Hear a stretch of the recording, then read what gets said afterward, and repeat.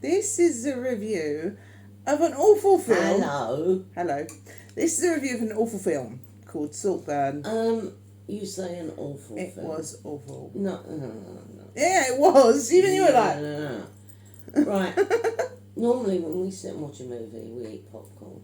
You can't eat popcorn when watching that. You can't eat when you're watching Saltburn. No. Now, I thought it was going to be just a story of some bloke going on the holidays to stay with his rich friend. Oh, no. How wrong you were.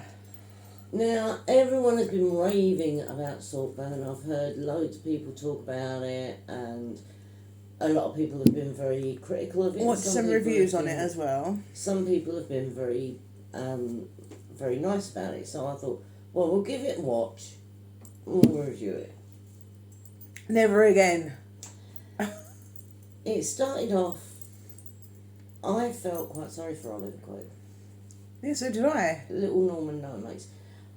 But then he met Jeffrey Dahmer. You are not telling me that bloke did not remind you of Jeffrey Dahmer. He looked like reminded Cam of Jeffrey Dahmer as well. He looked like Jeffrey Dahmer, and he had a flip out like Jeffrey Dahmer probably had. Yeah. And it was like... Because he wouldn't ask him a math question. A serial killer. That is definitely a serial killer. He is a serial killer. That is what that is. That is a serial killer. No, he wasn't.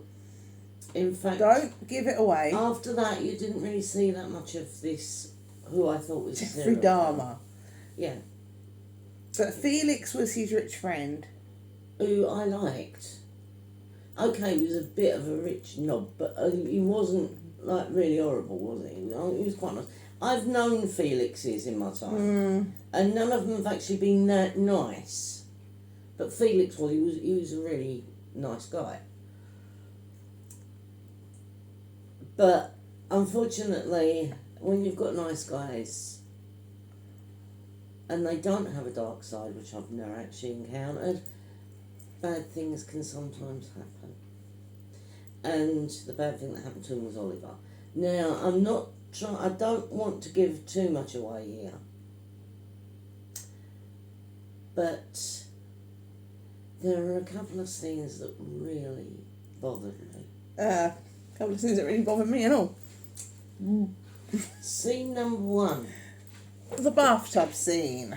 Felix was having a nice time in the bath, a solitary pleasure with Mrs. Palm and her 5 young daughters. And that was okay. I have been told by men that you don't do it in the bath because it sticks to you. I don't know. I've never had that problem. Family friendly, mother. Family friendly. I'm being very family friendly here. I didn't say what it was, did I? Could be Cadbury's cream egg for you. So anyway, it was... I've been told that you can't do it because it sticks to you. And it's not very nice. But anyway, he was doing that and he was having a lovely time. He was really enjoying himself. Okay. And then he got up to leave the bathroom and he pulled the plug on the tap. Oh, God. Now, this is on YouTube. You can actually watch this. He left the bathroom. And Oliver thought... Oliver was in the bathroom brushing his teeth. And Oliver thought, ooh. Now, I don't know why he bothered brushing his teeth with what followed. But let's just say he got in the bath and started licking the porcelain and then sucking at the drain, the plug hole. Now, I have never, ever been tempted to sip anyone's bathwater, let alone... go down the plug hole and try and suck it back up with the hair and muck that's down there. No, it was not something that I would recommend. And you don't want someone else's bodily fluids in you anyway. No. And also, men are horrible. He might have weed in it. Could have said peed, it would have sounded more grown up. I don't care. Weed in it! He might have done that, he might have done that. Peed in it. You haven't got no guarantees that he didn't. No.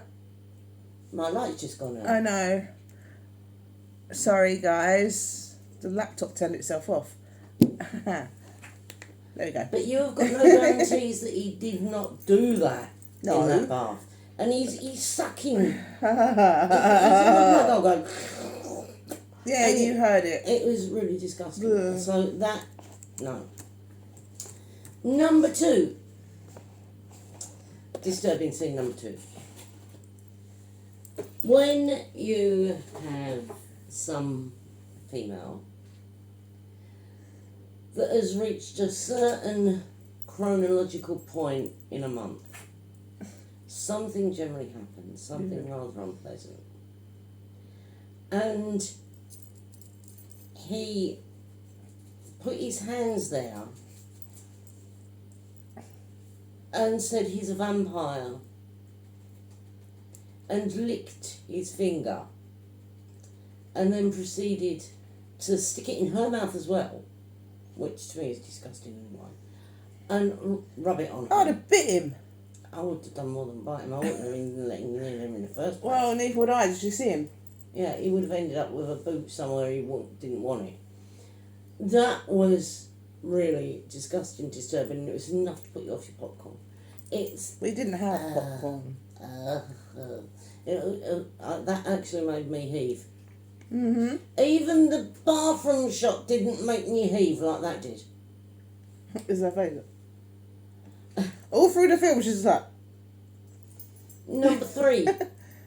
Oh, God, yeah. Number 3. Now, I don't mind anyone having a solitary pleasure with Miss Palm and 5-year-old daughters. I don't mind. If that's what they want to do in their private life, then let them do it. If they want to engage someone else in that, then that is entirely up to them. But when you've more or less had it forced on you, and somebody doing that and forcing you to say stuff, that's when it becomes torture. He didn't seem to mind. I don't think he was very happy about what he had to say. No, but he seemed to But enjoy himself. you know, I'm all for it. If that's what you want to do, fine. You know, do what you want to do as long as you consent to adults. It's fine. He didn't consent. He didn't say no or yes. He wasn't aware that it was even going to happen until it did. And he's got this habit of sort of like he lays on them. He sort of lays on. Yeah, and he's and Oh, the grave. the grave. Now, I know that there are some of you out there that have had Uncle Percy's scarf removed.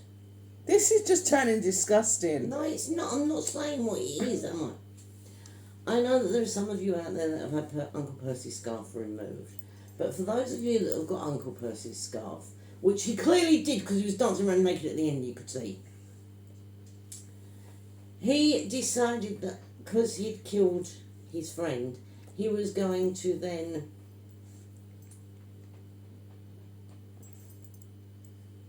make the beast of two backs with a grave. Didn't really have a back then, did it? He had intercourse with the grave. Which meant that he made a hole and stuck his dingus into the hole. Dingus! Now, Oh my God. I have had nephews and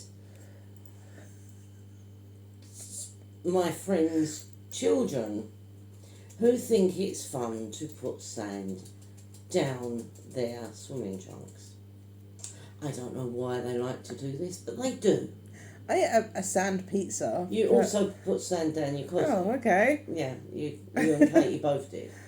Probably worse for a girl than for a guy. Now, sand is basically crushed up rocks, which so is soil.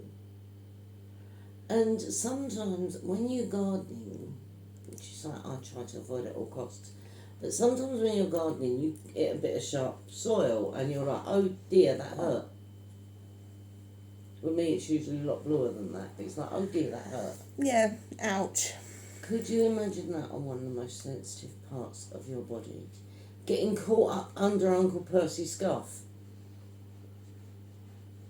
I'll let you ponder on that a minute, because most men at this point have still got Uncle Percy's scarf attached to go have their eyes watering. It is very, very painful. Don't have intercourse with dirt.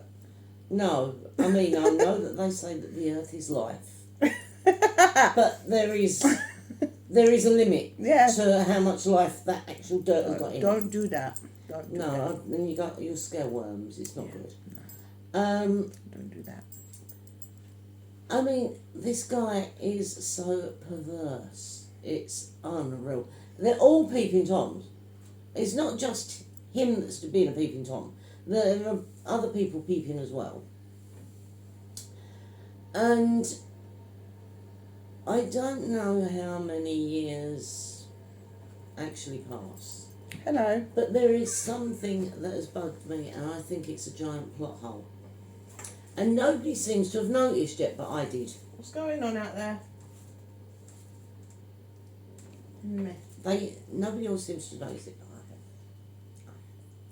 When he meets up with Elspeth, years later in a coffee shop, although she's a bit depressed and that because she's lost her husband and she's lost a family and she's lost most of the stuff she had, she's still got Saltburn. She still owns the castle Saltburn where they live, but she's bought a small flat nearby.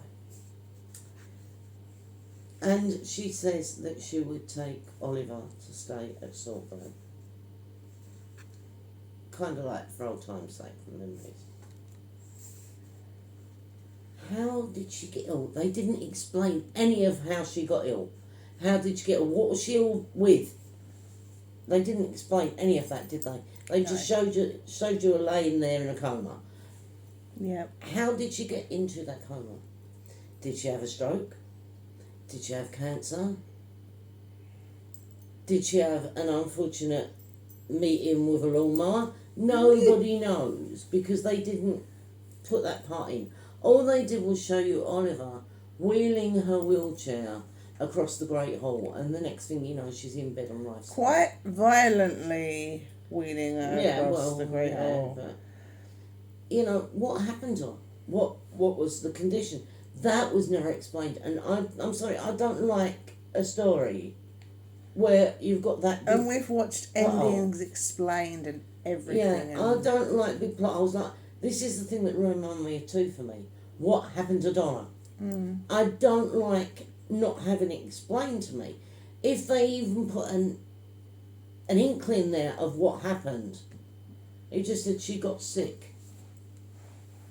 Sick can mean a number of things. Sick can mean any number of things. Was it something that he had a hand in? Was it something that just happened naturally? Because if it was, he must have been patient. So, what But he wasn't that old when he was naked dancing. No, but what actually happened to him, we don't know. We don't know, and that bothers me. That bothers me.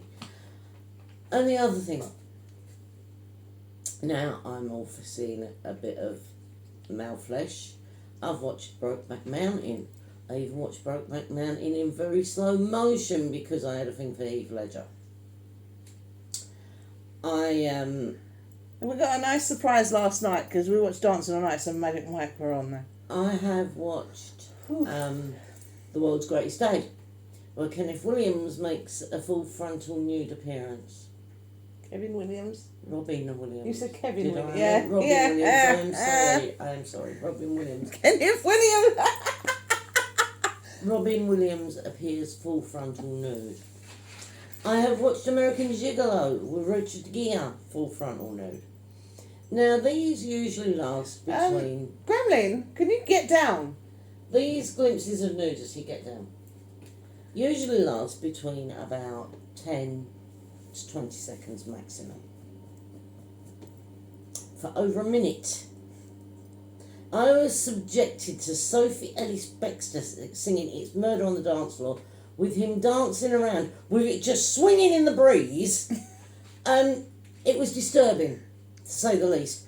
I was like, well, why are they still showing you? And it was like he was posing, so with it all hanging out, and it was pretty disturbing. Now, why that long? Because he was showing you apparently showing you where Felix took him. On the route that Felix took him round the house. Yes, on the route that Felix took him around the house, but he didn't have to have him dancing, his little todger hanging about. It wasn't... It was overdone, if you ask me. I think that was completely overdone, that bit. It was. And there was no need to have that much time of him flinging his thing. You know, his thing. Saltburn tried to be very clever, but I think it tried to be too clever. There was elements of Agatha Christie there, as in who done it, but we all know who done it. He tried to incorporate a bit of the old M. Night Shyamalan with a twist. There were way too many twists. It was like the roller coaster from hell. 1 or 2 twists is fine. But everything had a twist. Everything. Now, I don't mind a twist. I'm all for twists. But you can only make a twist that involves one person so many times. There were too many twists with one person involved. Yeah. And that made it a bit repetitive, I think. But I mean, I wouldn't advise you to watch Saltburn, but if you feel inclined to watch Saltburn, then watch it and leave a note in the comments as to what you thought. Do you agree with me? What do you rate it? I'll give it about... I'll be kind, I'll say 4.5 out of 10. Ooh, I give it 2. The story itself wasn't bad. I give it 2 out of 10. The story wasn't bad.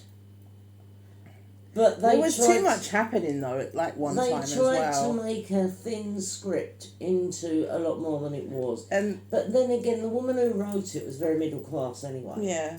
She probably lived in a place like Saltburn. And she's probably met a million Felixes. Now, I've met a few. Now, the reason her name's Emerald is because her dad was a jeweller. It's Emerald Fennell or something, isn't it? Yeah, but my brother was a jeweller. And if he had a daughter, he would never have named her Emerald. I had a friend called Emerald. And her dad was a hairdresser. Yeah. Well, she's a precious jewel, wasn't she? Yeah, she was lovely.